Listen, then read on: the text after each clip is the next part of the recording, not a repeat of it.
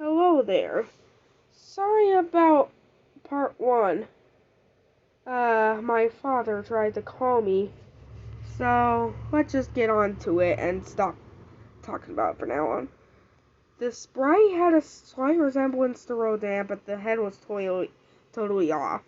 I moved to this mysterious newcomer to a white temple icon and started to level. When I started the level, this screen appeared with the text, "Find the gem." Presumably instructions for beating the level. After that, I got my first look at my new playable monster, a hairy dark blue creature with bat wings and a skull face named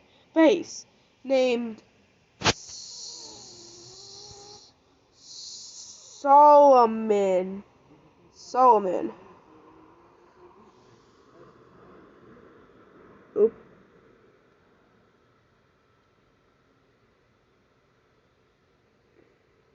And also I found that my path was blocked by a beam of light and a small pillar with a plate on it. I figured that this beam of light was blocking the exit, so I have to find a gem and drop it on the plate to deactivate the beam. How was I going to do that? I didn't know. There wasn't anything in the original game requiring you to find an item to beat a level. I had to find out when I obtained the gem. The only direction I had to go was left, so I proceeded. Solomon was an interesting monster, to say the least. He was capable of both light and heat beam, both of which proved to be very useful. He could kick and slash with his wings, but he couldn't duck. The White Temple's music was a vocalizing chore, or a video game approximation of such. Well, it's hard to describe it, but it had a very holy sound to it. It wasn't long before I started running into waves of strange new enemies. They did little to stop me. I ran past them while slashing and didn't take any damage. There was a pause between each wave of enemies. After you had killed 10, there wouldn't be any for about a minute, then the next wave would appear. After 5 minutes, I noticed holes in the floor and ceiling.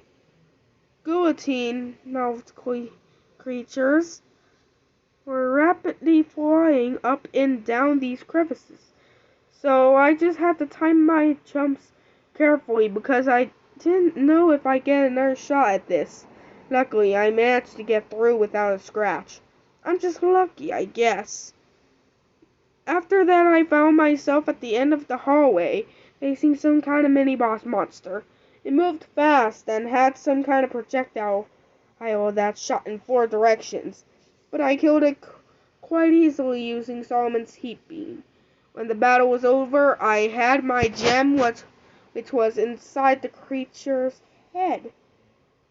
If you do notice that is the gem. The gem-shaped gem. Oop, not again.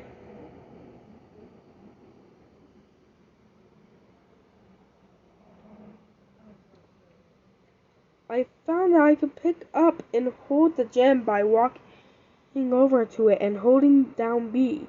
I made the long trek back to the start, deposited the gem on the plate which deactivated the beam. I left the stage and shown was probably the strangest quirk relating to the Solomon monster. Every time you complete a stage or defeat a boss with Solomon, this screen appears. I have no idea what's still the best. 1973 means. Neither the date nor the phrase has any meaning or significance to me that I can think of, and I spent a lot of time thinking about it. The next level I played was one that I called Bronze Pyramids. I used Godzilla and found that he he had been leveled up to 12 since I last played him in Dementia. The bronze pyramids were fairly normal as far as these levels go, but the visuals were quite interesting, almost unusually colorful and lively. The music had a fittingly Egyptian style to it. It was slow and mysterious sounding. I strolled through the level fighting off the various enemies. None were too difficult, although the ants could be a pain if you ran too many at once. Ran into too many at once. My favorite enemy was this giant reptile I encountered halfway through. At the end of the level, I came to a giant pyramid, and I engaged yet another mini boss fight. Although this one was a bit different because I had to fight two of these monsters at the same time. Individually, I could have dealt with them easily, but fighting both of them at once was challenging. But I sped things up by tricking one of the twin beasts into barbecuing his brother by jumping when he uses his flame barret. After defeating the twin monsters, I noticed something strange after returning to the board.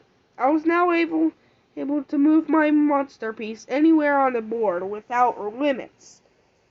Normally, Godzilla could only move 3 spaces each turn, and Mothra could only move 5.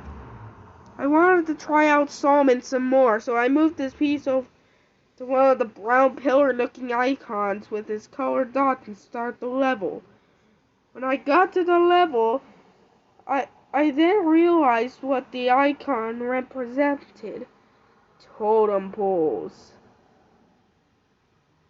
I was greeted by 2 of them right at the beginning. The music had a Native American sound to it. It seems him to be using the same instruments as the entropy forest.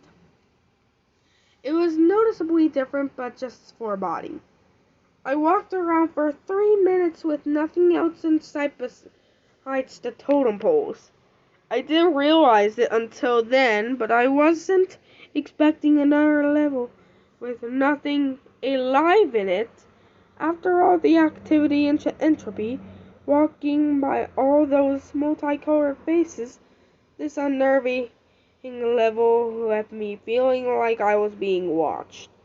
Only about 10 minutes after I started extus, I was already halfway through. After getting back from the totem pole level, I tried out one of the TV screens to see how strange they were this time. Even more strange than before. Apparently, the music was for the Uranus theme.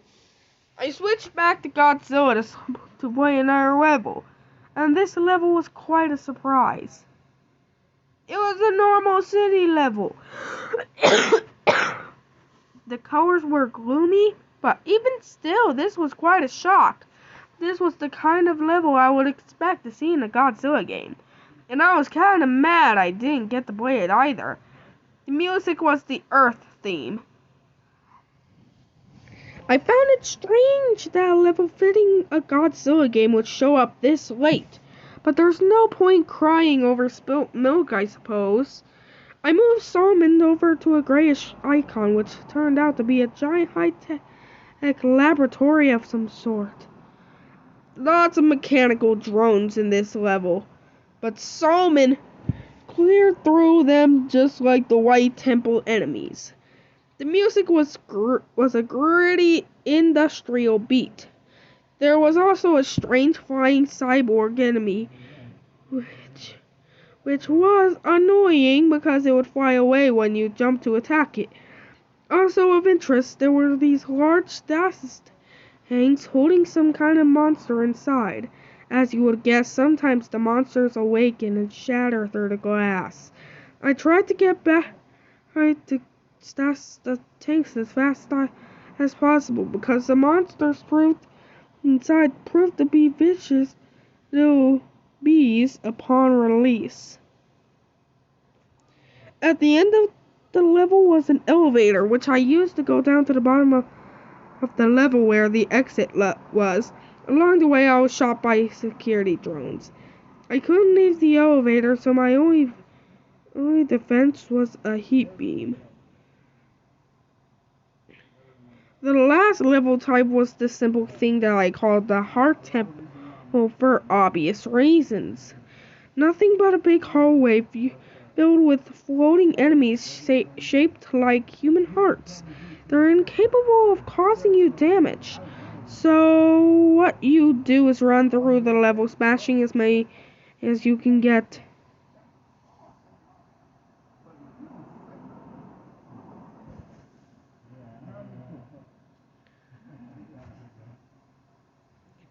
What are you doing, kiddo?